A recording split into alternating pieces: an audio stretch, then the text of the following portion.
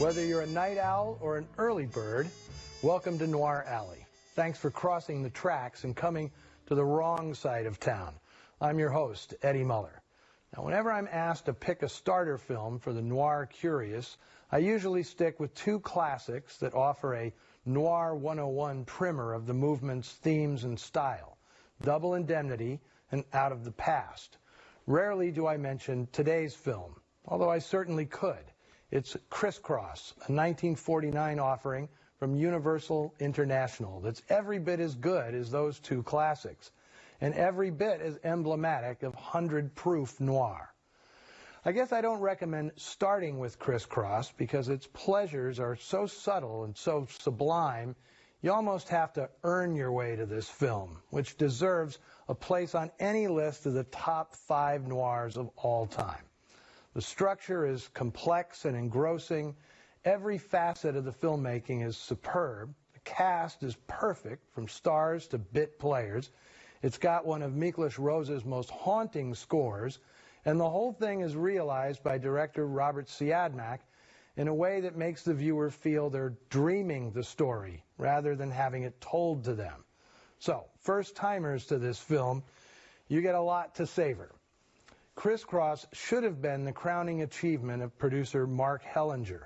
The flashy Broadway columnist had come to Hollywood in the late 1930s and taken the place by storm, producing some of the toughest, most hard-boiled pictures of the early 40s.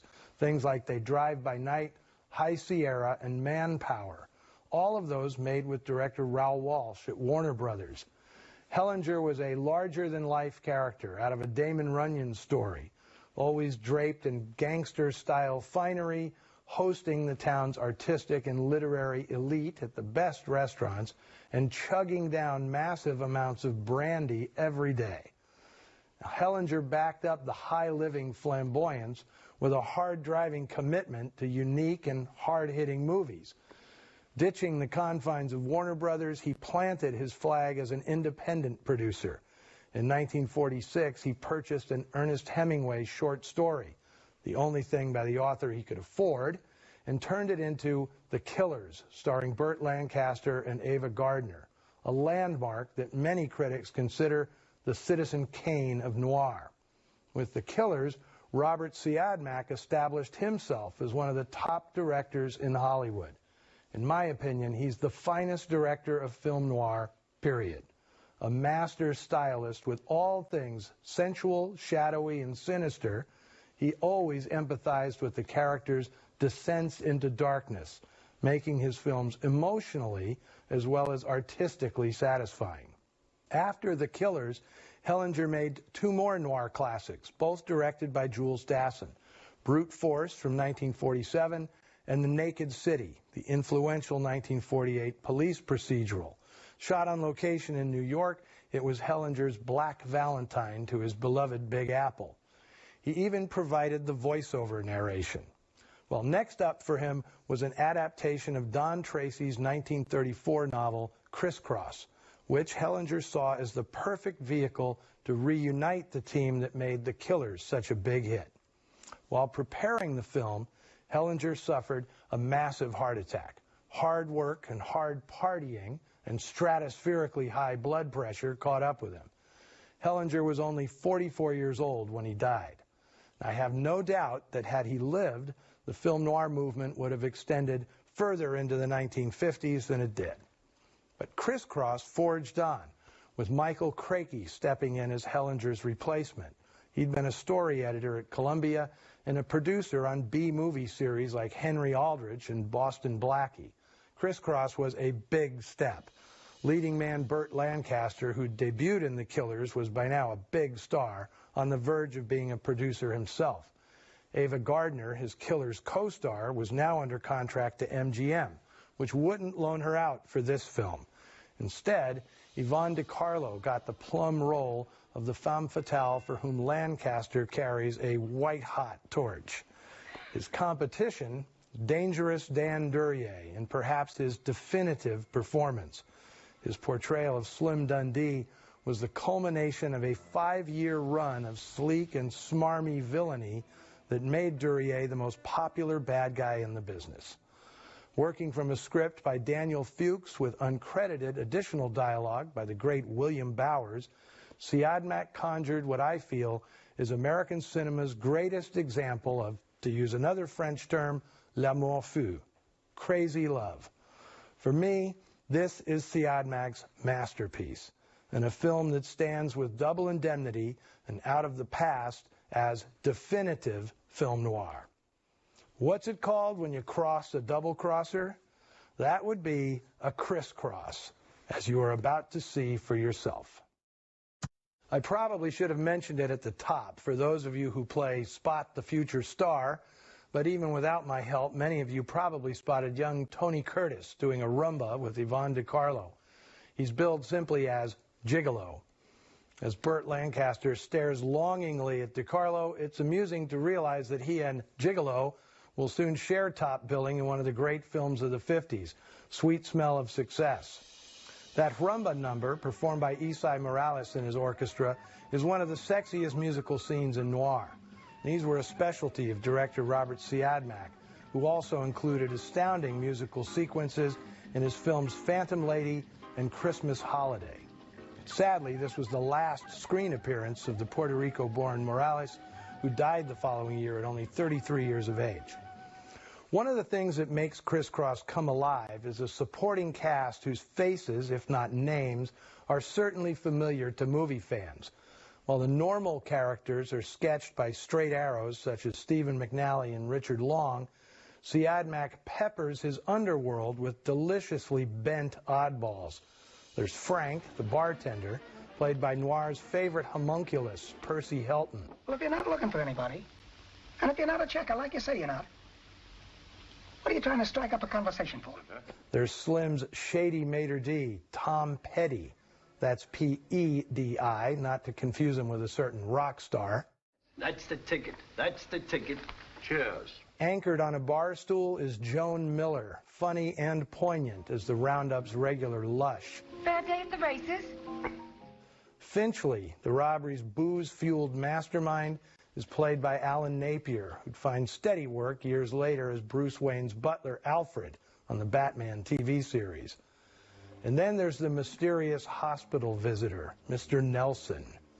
Robert Osterloh doesn't do much in this scene, but Siadmak turns his appearance into one of the creepiest and most suspenseful scenes in any crime film.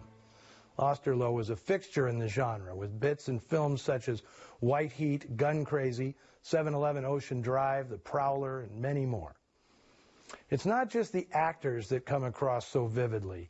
Crisscross features some of the most evocative images ever of Los Angeles' Bunker Hill, which Siadmak exploits for maximum effect, including that stunning interior shot of Yvonne DiCarlo that features the legendary Angel's Flight Railway as a backdrop.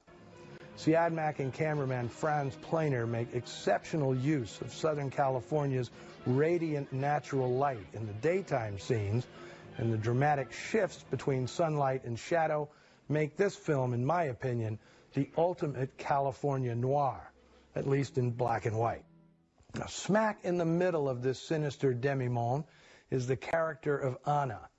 Over the years, I've encountered negative reactions to Yvonne DiCarlo's performance, all of which essentially boil down to she's not Rita Hayworth and she's not Ava Gardner. Well, before landing this role, DiCarlo was typically cast as an alluring exotic in films like Slave Girl, Casbah, and Song of Scheherazade, which led critics then and now to feel that she was miscast in Crisscross. But nothing could be further from the truth, because DiCarlo is essentially playing herself, a kid from a broken home in Canada who came to Hollywood and got knocked around trying to trade her beauty and talent for some kind of security. DiCarlo clearly understood and embodied the character of Anna because this was her life, but without the dismal fate. And she aces one of the best scenes any actress has in film noir. Her tirade towards that stupid sap Steve, well, I call it the femme fatale manifesto. She's speaking for all of noir's bad girls in that scene. Well, people get hurt. I can't help it. I can't help it if people don't know how to take care of themselves. I'm sorry I can't be like you. I'm not like you. I wasn't born that way. Yes, you're right. I am different. I never wanted the money. I just wanted you. And how about that last scene? The all-in commitment of the actors, Siadmak's masterful direction, the dreamy art direction, and Miklos Rose's fantastic score all combined to make this one of the most Shakespearean endings in any crime movie. If you like your noir fatalistic and your romance is doomed, this is as good as it gets.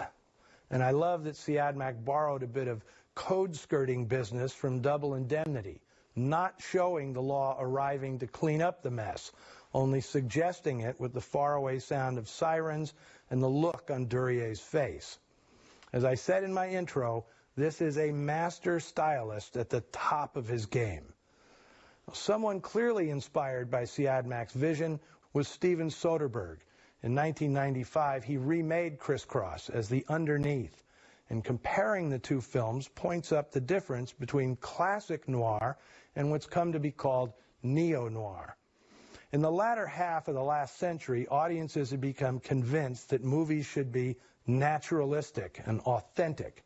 The Underneath, for example, is relentlessly realistic as a crime story. It bricklays motivation for its characters to give the story as much credibility as possible. And the actors play it with the studied naturalism that's supposed to make movies believable. The result is an engaging but forgettable 2 hours.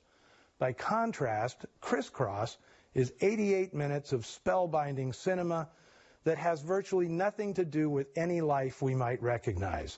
There's not a moment in it that feels natural or realistic. Instead, it comes at you with the hyper-intensity of desire and imagination, bigger and better than life. Its dynamic and visceral imagery and its visceral dynamic acting stick in the mind long after naturalism has evaporated. Modern noir feels like some approximation of reality. Classic noir feels like a fever dream. But of course, you already knew that and appreciate it. That's why you're watching Turner Classic Movies. Share your thoughts about Criss on the Noir Alley Facebook page and Twitter feed, and arrange your holiday schedule to be back here next week when I present a film picked especially for the holiday season. An obscure but completely satisfying Christmas offering from an unexpected source. Hammer Studios, England's House of Horror. Andre Morel and Peter Cushing co-star in 1961's Cash on Demand. We went out of our way to land this one, so I expect to see you all here next week. Until then.